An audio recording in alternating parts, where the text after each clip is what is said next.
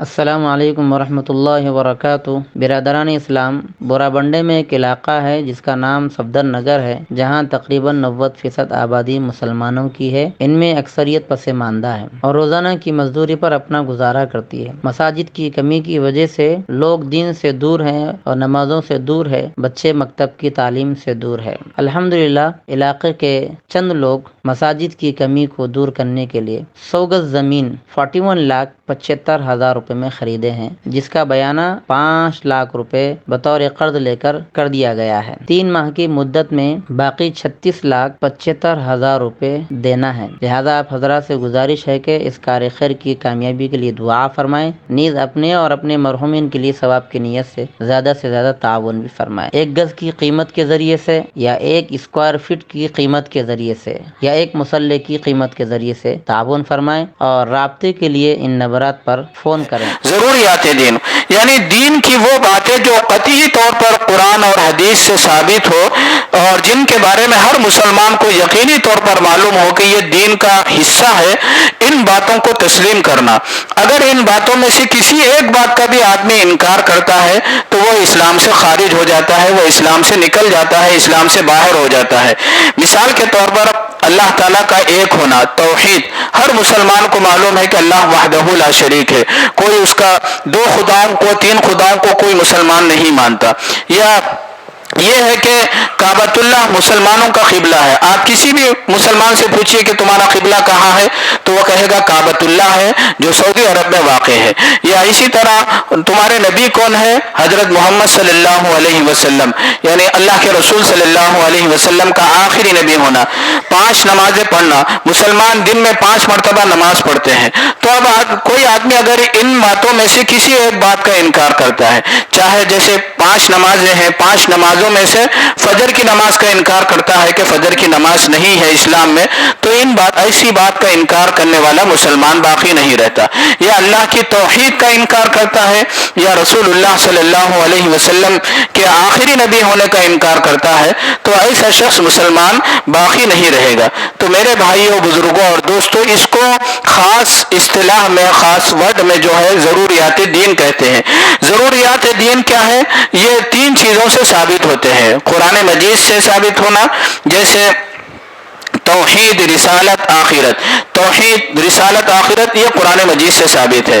دوسری ضروریات دین جو ثابت ہوتے ہیں وہ حدیث متواتر، یعنی ایسی حدیث جس کو تمام صحابہ کرام نے بیان کیا ہو، صحابہ کرام یعنی ایسی سند کے ساتھ بیان کی گئی ہو جن کے بارے میں جھوٹ کا احتمال نہیں ہے، اور متواتر، تواتر کے ساتھ لگاتار اس کو بیان کیا جا رہا ہو۔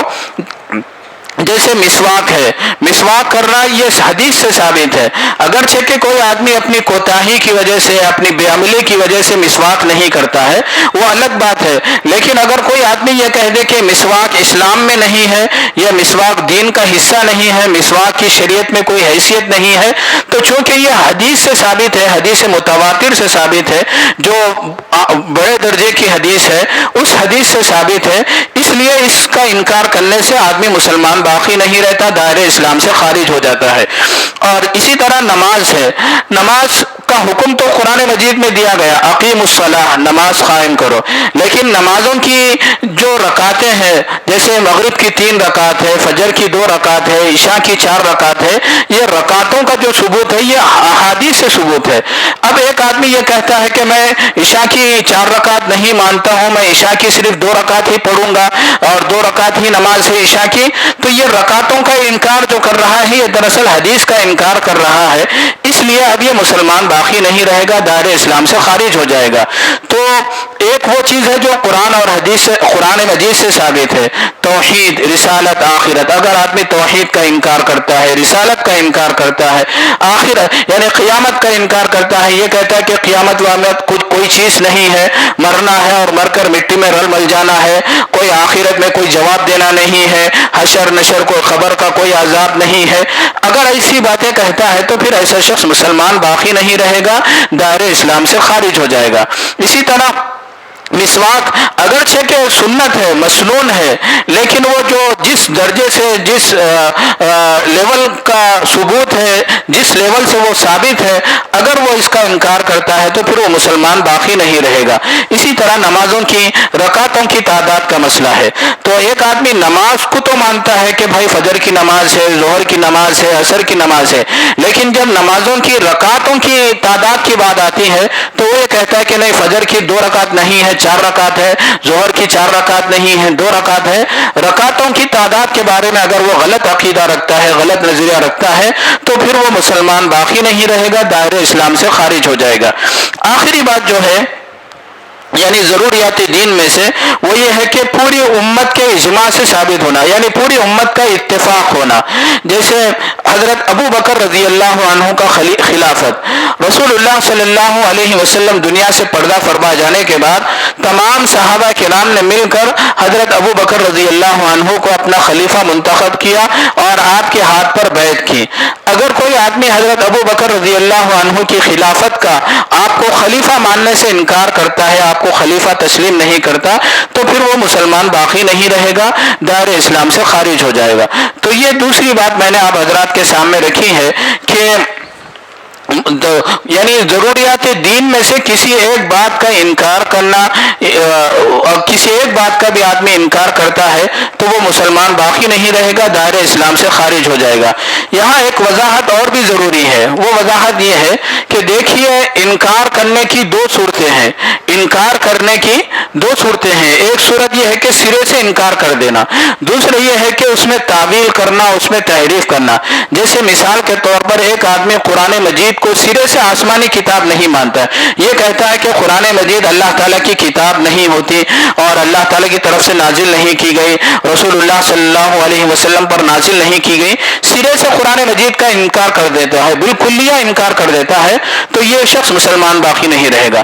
لیکن انکار کی دوسری شکل یہ ہے کہ وہ قرآن مجید کو تو مانتا ہے، ماننے کے ساتھ ساتھ یہ کہتا ہے کہ قرآن مجید کی جو فلاں سورت ہے، سورۃ الکوثر یا سورۃ 3، یہ سورت قرآن مجید کی سورت نہیں ہے، تب وہ اس میں تعویل کر رہا ہے۔ یا قرآن مجید کی کسی آیت کا مطلب جیسے اقیم الصلاۃ، نماز قائم کرنا، اب نماز قائم کرنا اس آیت کو مانتا ہے لیکن اس میں تعویل کرتا ہے کہ نماز کا مطلب کیا ہے، ایسے رکعت باندھنا، تکبیر تحریمہ کرنا، رکوع سجدہ کرنا، یہ مطلب نہیں ہے، بلکہ صلاۃ کا ترجمہ عربی لینگویج کے حساب سے، عربی گرامر کے حساب سے دعا کرنے کا معنی ہے۔ تو اللہ تعالیٰ اقیم الصلاۃ جو فرما رہے ہیں، ایسا رکوع سجدہ نکو کرو بول رہے، اقیم الصلاۃ کا مطلب ہے دعا کرو۔ تو اب اگر آدمی اس میں تعویل کر رہا ہے، اس میں تحریف کر رہا ہے، تو ایسا آدمی بھی دائرہ اسلام سے خارج ہو جائے گا، مسلمان باقی نہیں رہے گا۔ تو میں نے یہ وضاحت کی ہے کہ انکار کرنے کا مطلب کیا ہے۔ انکار کرنے کا مطلب یہ ہے کہ سرے سے انکار کر دے، بالکلیہ انکار کر دے، قرآن مجید کا آسمانی کتاب ہونے کا انکار کر دے، تو یہ شخص اس کے کفر میں تو کوئی شک نہیں ہے۔ لیکن ایک آدمی قرآن مجید کو ماننے کا دعویٰ کر رہا ہے لیکن اس کی آیت کا جو معنی اور مفہوم ہے، جو صحابہ کرام نے بتایا اور سمجھایا ہے اور جس پر پوری امت عمل کرتے ہوئے آ رہی ہے، اب اس معنی اور مفہوم کا وہ انکار کر دیتا ہے، اس میں تعویل کرتا ہے۔ جیسے اقیم الصلاۃ کا ترجمہ وہ نماز پڑھنے کے بجائے دعا کرنے سے کرتا ہے، عربی گرامر کے حساب سے، عربی لینگویج کے حساب سے، تو ایسا شخص بھی مسلمان باقی نہیں رہے گا، دائرہ اسلام سے خارج ہو جائے گا۔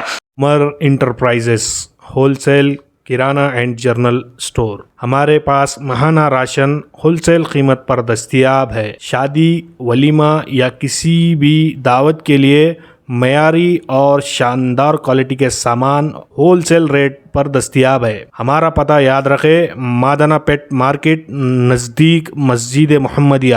اس نمبرات پر آج ہی کانٹیکٹ کریں، 9700145714 7702570575۔ Umar enterprises wholesale kirana and general store.